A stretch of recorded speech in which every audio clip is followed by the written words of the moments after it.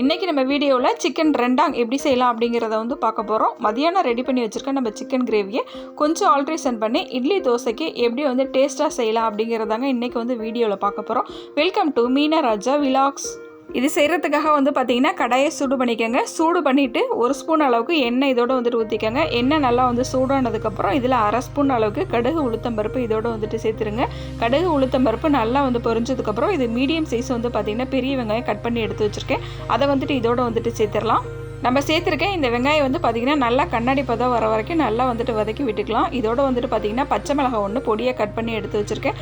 அதையும் இதோடு வந்துட்டு சேர்த்து நல்லா வந்துட்டு வதக்கி விட்டுக்கலாங்க.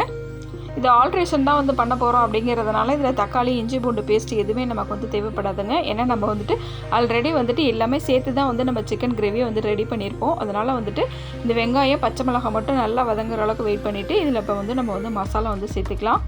இதோட வந்துட்டு தனி மிளகாத்தூள் வந்து பார்த்திங்கன்னா ஒரு 1/4 டீஸ்பூன் அளவுக்கு இதோட வந்துட்டு சேர்க்க போகிறேங்க. நான் இன்றைக்கி வீட்டில் அரைச்ச மிளகாத்தூள் தான் வந்துட்டு இதோட வந்துட்டு சேர்க்குறேன்.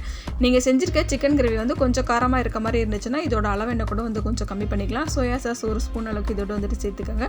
அதே அளவு டொமேட்டோ சாஸ் இதோட வந்துட்டு சேர்த்துக்கோங்க. இது எல்லாத்தையும் சேர்த்து நல்லா வந்துட்டு மிக்ஸ் பண்ணி விட்டுருங்க.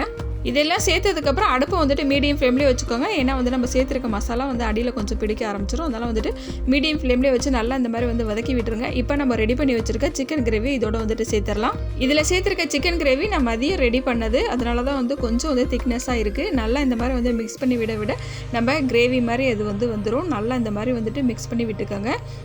இதில் தண்ணி எதுவும் சேர்க்க வேணாம். உங்களுக்கு கிரேவி திக்னஸை பார்த்துட்டு நீங்கள் தண்ணி வேணால் இதுக்கப்புறம் வந்துட்டு சேர்த்துக்கலாம். நல்லா இந்த மாதிரி மிக்ஸ் பண்ணி விட்டுட்டு கொஞ்சம் நேரம் அப்படியே மீடியம் ஃப்ளேம்லேயே இந்த மாதிரி வந்து மூடி போடாமல் கொதிக்க வைங்க. நல்லா கரெக்டாக 1 நிமிஷம் கொதிச்சதுக்கப்புறம் இதில் லாஸ்ட்டாக வந்துட்டு பார்த்திங்கன்னா பெப்பர், மிளகாத்தூள், உப்பு இதெல்லாம் வந்து மிக்ஸ் பண்ணி வச்சுருக்கேன். அதை வந்துட்டு பார்த்திங்கன்னா 1/2 ஸ்பூன் அளவுக்கு இதோட சேர்த்துட்டு ஃபைனலாக வந்து கொத்தமல்லி வந்து கொஞ்சமாக மேலே இந்த மாதிரி வந்து தூவி விட்டுருங்க. இப்போ இதை நல்லா வந்துட்டு மிக்ஸ் பண்ணி விட்டுட்டு அடுப்பை வந்து சிம்லேயே வச்சுருங்க. இந்த திக்னஸ் வந்து இருந்தால் போதும். இட்லி தோசைக்கு இந்த மாதிரி சிக்கன் கிரேவி ஆல்ட்ரேஷன் பண்ணி சாப்பிட்டு பாருங்கள். ரொம்பவே வந்து சூப்பராக இருக்கும். இதில் சாஸ்லாம் சேர்த்துருக்கிறதுனால சின்ன குழந்தைங்க கூட ரொம்ப விரும்பி சாப்பிடுவாங்க. இதில் டொமேட்டோ சாஸ் சேர்த்துருக்காங்களே இது ஸ்வீட்னஸாக இருக்கும் அப்படின்னு வந்து நினைக்காதீங்க. அந்த ஸ்வீட்னஸ்ஸே நமக்கு வந்து சுத்தமாக தெரியாது.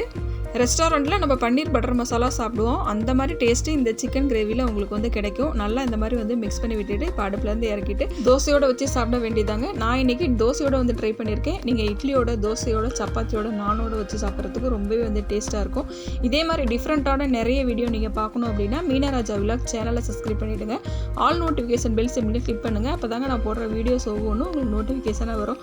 நெக்ஸ்ட் இதே மாதிரி ஒரு சூப்பரான வீடியோட உங்களோட வந்து மீட் பண்ணுறேன். தேங்க்ஸ் ஃபார் வாட்சிங்.